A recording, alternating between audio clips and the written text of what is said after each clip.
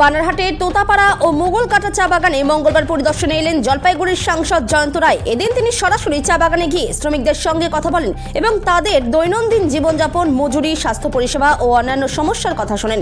পাশাপাশি বাগান কর্তৃপক্ষের সঙ্গেও বৈঠক করে শ্রমিকদের নানা দাবি দেওয়া ও সমস্যার বিষয়ে আলোচনা করেন তিনি। সেই সাথে বন্ধ মোগলকাটা চা বাগানে শ্রমিকদের মধ্যে কম্বল বিতরণ করেন সাংসদ। পরিদর্শন শেষে সাংসদ জয়ন্ত রায় চা শিল্পের বর্তমান বেহাল অবস্থার জন্য রাজ্য সরকারকেই দায়ী করেন। তিনি কি বলছেন শুনে নেব বিস্তারিত। জলপাইগুড়ি থেকে খাদিমুল ইসলামের রিপোর্ট, বিগ নিউজ বাংলা। এই চা বাগানে এরকম শুধু একটা না, অনেকগুলো চা বাগানে এরকম অবস্থা। কয়েকদিন আগে বাগড়াকোট চা বাগান নিয়ে এরকম অবস্থা হচ্ছিল, কয়েক মাস ধরে তাদের বেতন হচ্ছিল না। তো আমি ওখানকার লেবার কমিশনার, ওখানকার যে এসডিও, তাদের সাথে আমি কথা বলে তারপর সেখানকার সমস্যার সমাধান করতে পেরেছিলাম। যাই হোক, এই অবস্থাটা এখানে এই যে টিএমসি শাসনে এটা দেখা যাচ্ছে যে এরকম প্রত্যেক জায়গায় এরকম চা বাগান, বেশিরভাগ চা বাগানের ক্ষেত্রে এরকম হচ্ছে। গরিব মানুষ যাদের বেতন পাওয়ার কথা, সেই বেতনগুলো তাদেরকে দেওয়া হচ্ছে না। তাদেরকে একদম কি বলবো, তাদেরকে বঞ্চনা করা হচ্ছে। আমরা বিজেপির তরফ থেকে আমাদের যারা লিডার আছে, এখানে গোপাল আছে, এখানে বিষ্ণু মাহালি আছে, এখানে উলগড়াও আছে, দিদি আছে, পুনিতা দিদি আছে, এরকম যারা লিডার আর কি, তারা এটার বিরুদ্ধে তারা লড়ছে।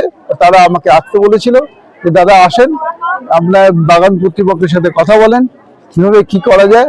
আমি আজকে টোটাপাড়া বাগানে গেছিলাম, সেখানে ম্যানেজারের সাথে কথা বলেছি এবং তাকে বলে দিয়েছি এগুলো যেগুলো ওদের ডিমান্ড আছে সেগুলো ইমিডিয়েটলি তৈরি করতে হবে, এগুলো ইমিডিয়েটলি সলভ করতে হবে। এবং সেক্ষেত্রে সেখানে শ্রমিকদের সাথে কথা বলবেন, আপনার এখানকার যারা লিডার আছে তাদের সাথে কথা বলবেন, মালিক পক্ষের সাথে কথা বলবেন, একসাথে বসে এগুলো অ্যামিকেবলি সলিউশন বের করতে হবে।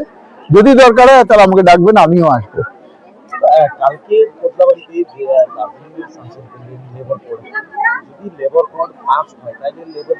হ্যাঁ, লেবারের একটা এখানে বিরোধ হচ্ছে।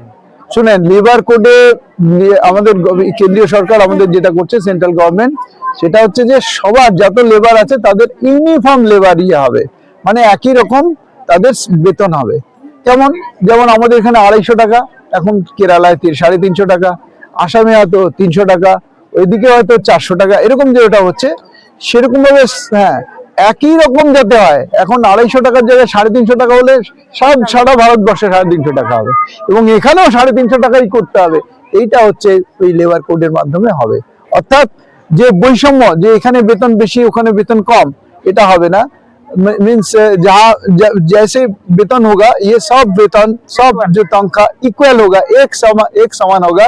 ये दूसरा प्रकार का नहीं होगा। बंगाल में 250 और ये साउथ इंडिया में 400, ऐसे कैसे हो सकता है। इसीलिए मोदी जी ने इसको हटाया और ये बोला कि ये सभी को एक जैसा वेतन मिलना है, इसीलिए लेबर कोड आया।